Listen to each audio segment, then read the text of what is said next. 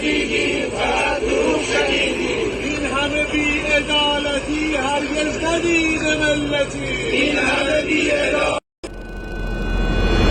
pemirsa Fakta Global. Hari ini, Oktober 2025, menandai babak paling kritis dalam sejarah modern Iran. Sebuah negeri yang selama lebih dari 4 dekade dikenal sebagai Republik Islam yang kuat, kini tengah berdiri di tepi jurang keruntuhan. Gelombang protes yang awalnya hanya berkisar pada tuntutan ekonomi, kini telah berubah menjadi gerakan perlawanan nasional yang mengguncang pusat kekuasaan di Teheran. Semua tanda menunjukkan rezim para mullah mungkin sedang menghadapi hari-hari terakhirnya. Dari protes ekonomi ke revolusi nasional. Awalnya, gelombang protes muncul dari masalah ekonomi yang kian parah. Harga kebutuhan pokok melonjak tajam. Inflasi mencapai titik tertinggi dalam 20 tahun terakhir. Listrik padam bergantian. Air bersih sulit didapat. Dan di tengah semua itu, para pekerja, petani, guru, hingga pegawai negeri mulai turun ke jalan. Namun kali ini, protes itu tidak berhenti pada isu ekonomi. Dari Iswahan ke Khuzestan, dari Teheran hingga Shiraz, satu kalimat menggema di jalan-jalan Iran. Cukup sudah. Video yang viral di media sosial memperlihatkan rakyat membakar poster-poster pemimpin tertinggi Ayatollah Ali Khamenei dan menuntut diakhirinya pemerintahan ulama. Slogan-slogan baru muncul, bukan lagi turunkan harga, tapi turunkan rezim. Tanda-tanda retaknya kekuatan rezim. Untuk pertama kalinya dalam sejarah Republik Islam, sumber-sumber di dalam militer melaporkan munculnya pembelotan. Sejumlah perwira aktif disebut telah menolak perintah untuk menembak warga sipil. Beberapa di antaranya bahkan dilaporkan menghubungi langsung Reza Pahlavi, putra mahkota dinasti Pahlavi yang kini hidup di pengasingan Amerika Serikat. Dalam pernyataannya melalui platform X, Reza Pahlavi menyerukan rakyat untuk bersatu menggulingkan rezim dan meminta militer agar berpihak pada rakyat. Pernyataannya berbunyi tegas. Mesin penindasan rezim telah hancur, yang dibutuhkan hanya satu pemberontakan nasional untuk mengakhiri mimpi buruk ini selamanya.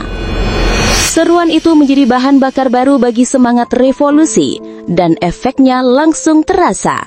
Laporan dari Khorramabad, Mushhad, dan Ahvaz menunjukkan pos komando Garda Revolusi IRGC diserbu dan direbut oleh massa. Bahkan, beberapa unit keamanan menolak perintah pusat, menandakan bahwa struktur komando mulai runtuh dari dalam. Pemadaman listrik, internet, dan sabotase sistemik. Sebagai respons, pemerintah Iran memutus akses internet nasional secara besar-besaran. Wilayah Teheran, Qom, dan Karaj mengalami pemadaman listrik total berjam-jam lamanya. Namun para analis menilai ini bukan hanya kerusakan teknis, tapi sabotase internal.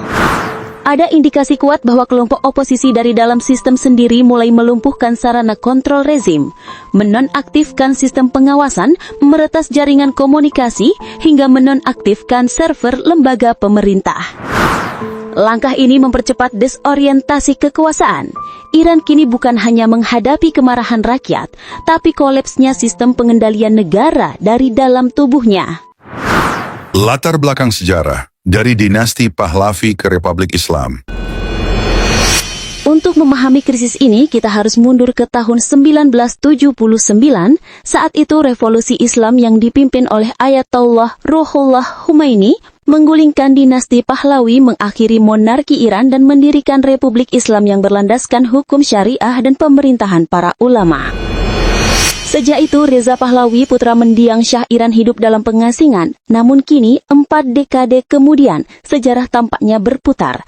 Nama Pahlavi kembali disebut-sebut bukan hanya oleh oposisi di luar negeri, tetapi juga oleh rakyat yang mulai merindukan masa ketika Iran masih terbuka pada dunia dan memiliki ekonomi yang stabil. Krisis sosial dan moral di dalam negeri. Selain gejolak politik, Iran juga menghadapi krisis moral dan sosial yang dalam. Tekanan terhadap perempuan semakin keras, terutama setelah diberlakukannya sistem pengawasan elektronik untuk menegakkan aturan hijab. banyak perempuan ditangkap hanya karena melepas penutup kepala di ruang publik. Sementara itu, laporan dari organisasi HAM menunjukkan lebih dari 7.000 tahanan politik masih mendekam di penjara tanpa pengadilan yang adil. Kelaparan, kelangkaan air, dan kerusakan lingkungan menambah beban kehidupan rakyat sehari-hari. Semua ini memperkuat keyakinan rakyat bahwa rezim saat ini tidak lagi memiliki legitimasi moral. Seorang pengamat menulis, ketika sebuah pemerintah gagal memberi makan pada rakyatnya, ia kehilangan hak untuk memerintah. Reaksi dunia internasional. Dunia kini menatap Iran dengan penuh kehati-hatian. Amerika Serikat dan Uni Eropa menyerukan agar transisi kekuasaan berjalan damai dan tanpa pertumpahan darah. Namun di balik layar, negara-negara Teluk seperti Saudi Arabia dan Uni Emirat Arab bersiap menghadapi efek domino jika kekuasaan Teheran benar-benar tumbang. Israel memantau situasi dengan sangat ketat. Sumber intelijen di kawasan menyebut bahwa keruntuhan Iran bisa mengacaukan jaringan milisi pro-Iran di Lebanon, Suriah, Irak, dan Yaman. Artinya perubahan di Teheran bukan hanya masalah domestik, tetapi bisa mengguncang peta kekuatan Timur Tengah. Kemungkinan masa depan, revolusi atau perang saudara. Kini masa depan Iran berada di persimpangan tajam. Ada dikasih skenario utama yang sedang dibicarakan para analis politik. 1. Transisi damai. Rezim melakukan reformasi dari dalam dan membuka jalan bagi pemerintahan baru. Namun kecil kemungkinan hal ini terjadi karena para pemimpin ulama sudah kehilangan kepercayaan rakyat. 2. Revolusi total. Militer, rakyat, dan oposisi bersatu menggulingkan rezim, menciptakan Iran baru yang sekuler dan demokratis. Skenario ini sedang menjadi kenyataan di lapangan. 3. Perang saudara.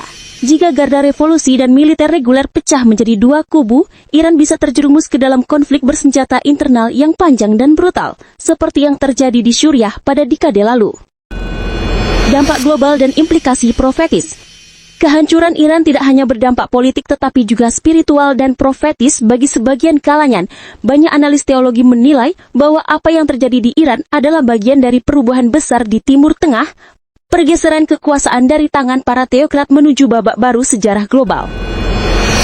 Namun bagi rakyat Iran ini bukan soal nubuat atau geopolitik semata. Ini soal harapan akan kehidupan yang bebas, adil dan manusiawi, sesuatu yang telah lama direnggut oleh ketakutan dan represi. Namun sebelum kita menutup berita ini, ada satu hal yang perlu diingat oleh dunia. Apa yang sedang terjadi di Iran bukan sekedar pergantian kekuasaan. Ini adalah pergeseran peradaban. Pertarungan antara masa lalu yang ingin bertahan dan masa depan yang memaksa untuk lahir. Di jalan-jalan Teheran yang kini dipenuhi teriakan dan doa, kita melihat dua wajah yang saling bertolak belakang. Ketakutan dan keberanian. Keputusasaan dan harapan, kematian dan kelahiran kembali. Bangsa ini berdiri di ambang sesuatu yang besar, sesuatu yang bahkan mungkin tidak pernah dibayangkan oleh para pendirinya sendiri.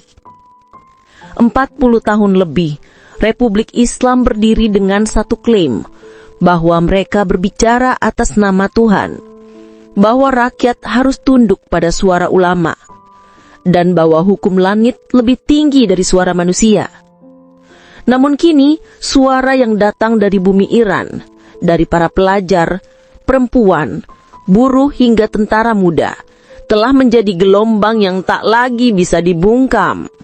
Setiap langkah protes, setiap nyala api di malam hari, adalah pesan bagi dunia bahwa rezim yang hidup dari ketakutan akan mati oleh keberanian rakyatnya sendiri. Dan dunia menyaksikan semuanya, bukan hanya lewat kamera dan berita, tapi melalui nurani yang terus bertanya, berapa lama lagi rakyat harus melanggung lapar, sementara para pemimpinnya hidup di istana mewah?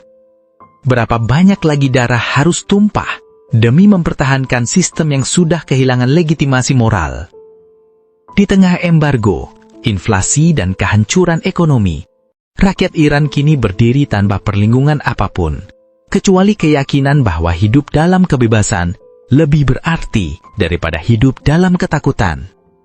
Mereka tahu risikonya, mereka tahu peluru bisa datang kapan saja, Namun mereka juga tahu bahwa setiap revolusi dimulai dari keputusan sederhana untuk tidak diam lagi. Dan itu yang kini terjadi di Iran. Sementara para pemimpin di Qom dan Teheran masih bersembunyi di balik tembok kekuasaan, rakyatnya sedang menulis sejarah baru di jalan-jalan kecil, di atap-atap rumah yang penuh spanduk, di universitas, di pabrik, dan di jantung dunia maya yang tak lagi bisa dibungkam dengan sensor. Generasi muda Iran yang lahir jauh setelah Revolusi 1979 tidak lagi terikat oleh narasi lama. Mereka tidak melihat Amerika atau Barat sebagai musuh. Mereka melihat kemiskinan, korupsi, dan kemunafikan internal sebagai musuh yang sesungguhnya. Inilah revolusi yang berbeda. Tanpa senjata berat, tanpa pasukan besar, namun dengan senjata yang paling berbahaya di dunia. Kesadaran. Kesadaran bahwa kebenaran bisa melawan kekuasaan, dan bahwa Tuhan tidak pernah memberi mandat kepada siapapun untuk menindas atas namanya. Malam ini, mungkin Iran terlihat gelap, tapi di balik setiap kegelapan, selalu ada percikan cahaya yang menolak padam. Dan di negeri para penyair itu, api kecil itu sedang berubah menjadi lautan terang. Bagi dunia luar, Iran mungkin hanya headline berita, angka statistik, atau laporan diplomatik.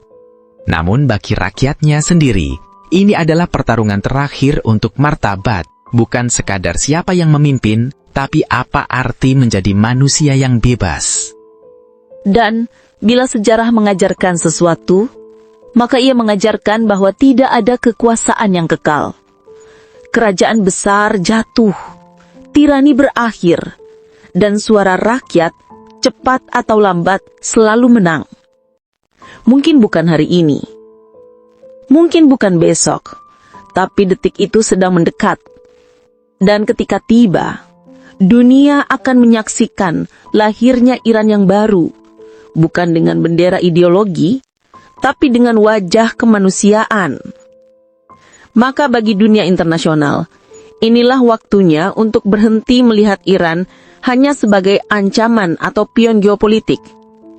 Lihatlah mereka sebagaimana mereka sebenarnya, sebuah bangsa besar yang sedang berjuang untuk menulis bab baru sejarahnya dengan tinta penderitaan dan keberanian.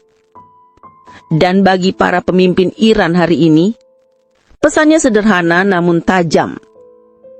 Ketika sebuah pemerintah gagal memberi makan rakyatnya, ia telah kehilangan hak moral untuk memerintah. Dunia mungkin diam, tapi sejarah tidak pernah melupakan. Nama-nama para penguasa yang menindas akan tercatat sama jelasnya dengan nama-nama mereka yang berani melawan. Malam ini, dunia menatap Iran, sebuah bangsa yang berdiri di antara reruntuhan janji revolusi dan harapan untuk kebebasan sejati. Apapun yang terjadi setelah ini, satu hal pasti, Iran tidak akan pernah sama lagi. Demikian laporan investigatif Fakta Global. Kami akan terus memantau setiap perkembangan, menelusuri setiap perubahan, dan membawa kabar terbaru langsung ke hadapan Anda. Terima kasih telah menyimak. Tetap waspada, tetap kritis, dan sampai jumpa pada tayangan berikutnya, ketika sejarah kembali berputar dan dunia menyaksikan bab baru dari kisah besar bernama Iran.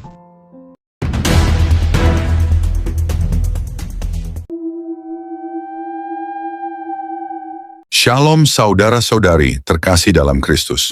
Apa yang sedang terjadi di Iran bukan sekadar berita politik, tapi sebuah panggung besar di mana nubuat Alkitab sedang bergerak. Bangsa yang selama ini menyombongkan diri sebagai penjaga kebenaran Tuhan, kini mulai goyah di bawah berat dosa dan keangkuhannya sendiri. Selama lebih dari 4 dekade, rezim para ulama berteriak atas nama Tuhan, tetapi hidup dengan kebohongan, kekerasan, dan ketidakadilan. Mereka mengangkat pedang atas nama agama, namun melupakan kasih dan keadilan yang sejati. Dan seperti setiap kerajaan yang menindas rakyatnya, Alkitab mengingatkan, tangan Tuhan menentang orang congkak, tetapi ia memberi kasih karunia kepada orang yang rendah hati. Yakobus 4 ayat 6. Kita sedang menyaksikan bagaimana firman Tuhan kembali terbukti benar. Tidak ada kekuasaan yang kekal di luar kehendaknya. Setiap pemerintahan yang membangun singgasananya di atas ketakutan, suatu hari akan roboh oleh keberanian rakyat yang mencari kebenaran.